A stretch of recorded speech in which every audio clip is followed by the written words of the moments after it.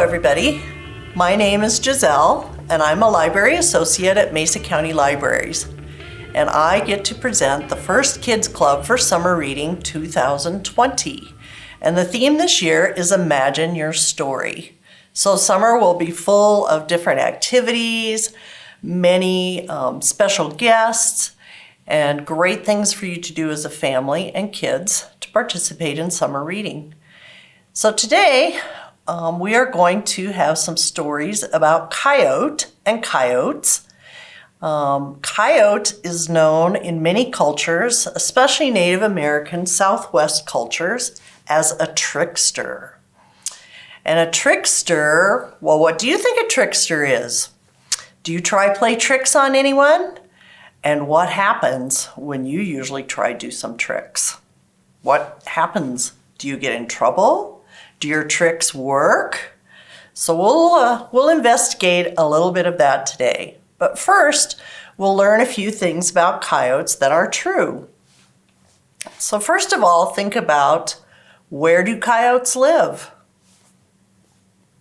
Coyotes live pretty much all over North America. They also live some in Central America. So we're here in North America, and you see the red? That's where coyotes live. They can live just about anywhere in the United States and Central America. And coyotes look like a dog. They are usually about a medium-sized. They are not as big as a wolf. What do coyotes eat? Have you ever seen a coyote eating? They'll eat just about anything. They're sort of like a bear. They eat what's there. So a coyote might eat animals like mice or rabbits, maybe even a deer, but they will also eat frogs, snakes, fruit, nuts, little insects. They'll even eat plants if it's something that tastes good. So a coyote will eat a lot of different things depending on where he lives. Have you ever heard a coyote howl at night? They make a very distinct sound, and later you'll hear that sound in our recording. Well, let's get to Coyote, a trickster. Here is the story we'll kind of look at today, and this is Coyote. Coyote has a nose for trouble, and he always finds it. So let's see what Coyote does in our book today. This is called Coyote, a Trickster Tale from the American Southwest. The author is Gerald McDermott, and Mr. McDermott has also written other books about tricksters in other cultures, and I'll tell you about them at the end of our story. So here you go with Coyote. Coyote, blue coyote. He was going along, following his nose. He had a nose for trouble. Coyote stuck his nose in Badger's hole and got bitten. Coyote wanted to have flaming red hair like Woodpecker, but his hair caught fire. Coyote went looking for Snake, but only found trouble. Coyote was always in trouble. Coyote came to a place where the earth meets the sky. He heard laughing and singing, and he went up to take a look. Coyote saw a flock of crows. They were chanting, they were dancing.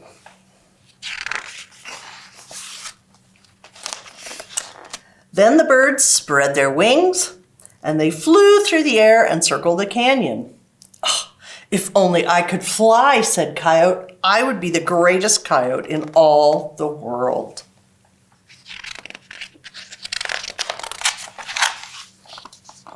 Coyote called to the crows. Let me join you, he said. That foolish coyote wants to fly like us, Old Man Crow said to his flock. Let's have some fun with him. So Old Man Crow turned one eye to Coyote and he said, You may dance with us. Thank you, said Coyote. But I want to fly, too. Well, maybe you can. said Old Man Crow.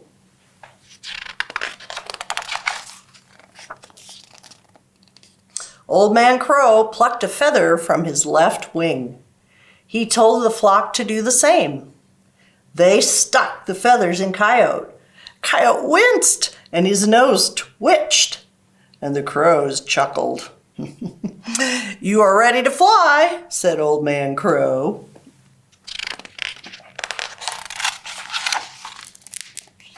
The birds began their slow, steady chant.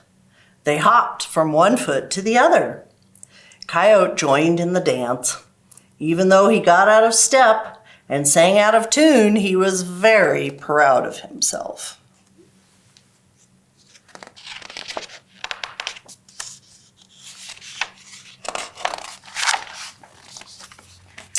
The crows spread their wings and soared into the sky, and Coyote followed.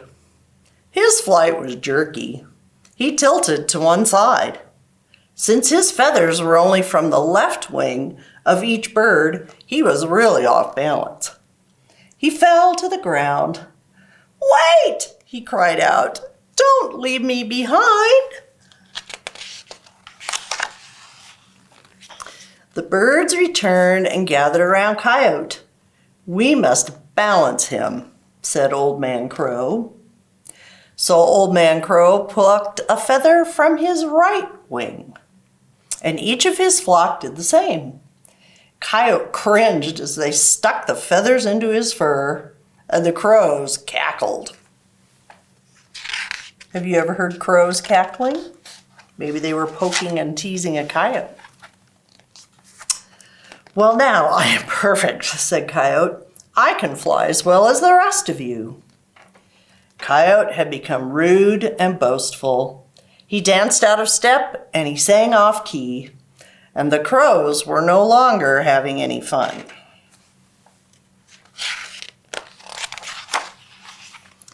The birds again began their slow, steady chant. Coyote hopped along, flapping his feathered legs and singing sour notes. The dancers spread their wings and flew into the air, and soon the crows were flying high over the canyon, and Coyote was struggling to keep up. "Carry me!" he demanded.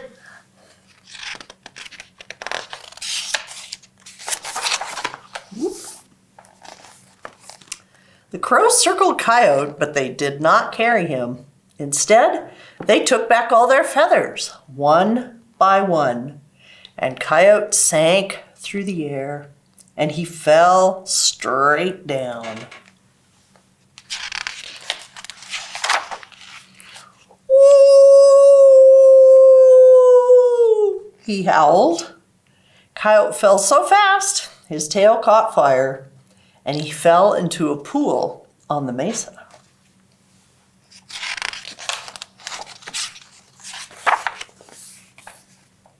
Coyote crawled out of the water. He heard laughter and saw the crows flying away.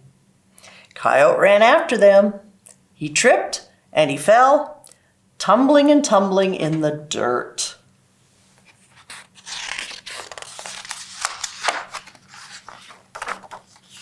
Coyote went home. He was soaked and covered with dust. And to this day, Coyote is the color of dust. And to this day, his tail has a burnt black tip. And to this day, Coyote still follows his nose. He has a nose for trouble, and he always finds it. That is the end of our story, The Trickster. Coyote didn't really trick the crows, did he? But it was sure fun to see him try. And we get an answer as why the coyote is the color he is now. And when you look at the picture of the coyote on the front, he is kind of the color of dirt. He's kind of brownish. They don't have a picture of his tail there, but he would have a black tip on it if you could see it. So there's other stories about Coyote being a trickster. This one is called Coyote and the Grasshoppers.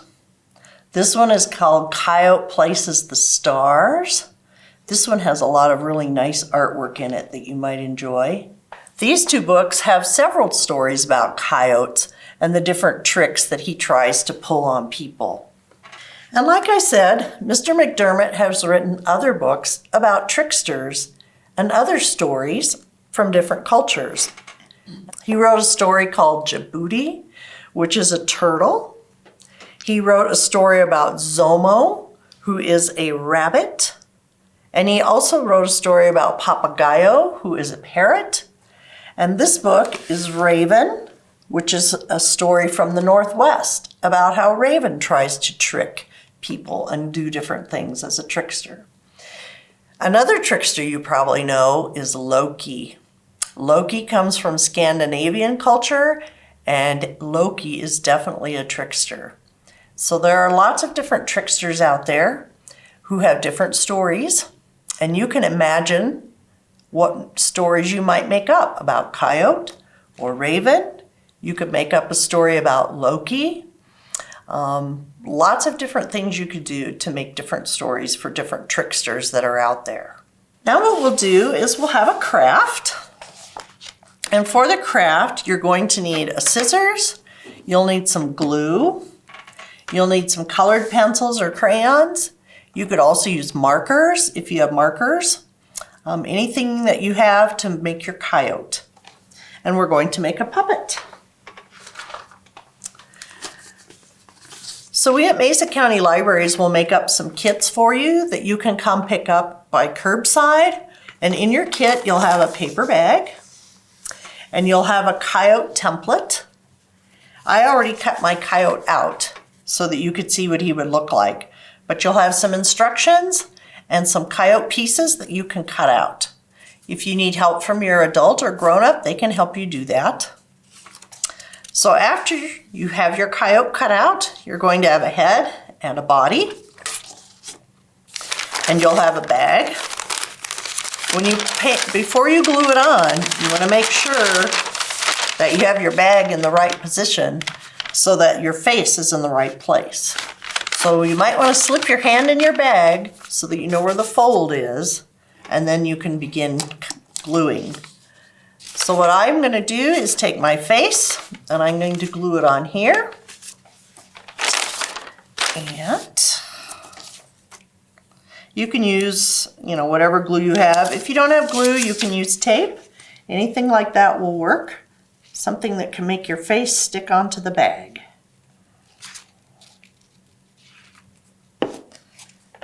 And I'm going to put it right about in the middle. His ears will probably stick up a little bit.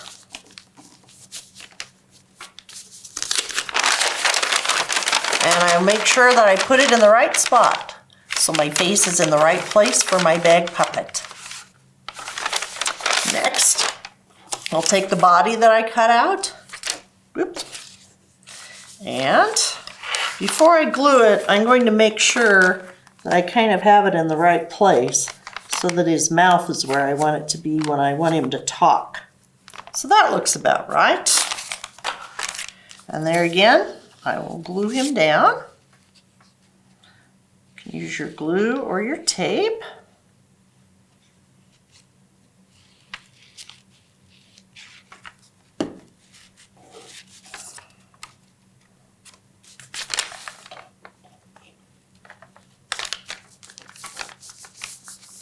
Now my coyote's already colored.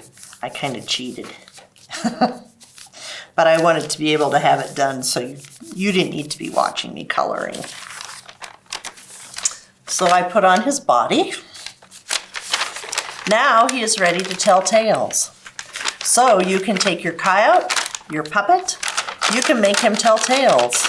You can maybe make up your own story using the crows. And Coyote could tell you that he wants to fly. Oh, my mouth isn't working. I want to fly. I want to dance. I want to howl. Ow! If you have brothers and sisters or cousins, you can make a bunch of coyotes. Then you can have a pack of coyotes. Who knows the stories that you could imagine and make up. So that should do it for today. I hope you have a great summer You can sign up for summer reading online as a family or as individuals, and be sure to join us for all the great activities that we will have online for you this summer. Thanks again. We'll see you soon.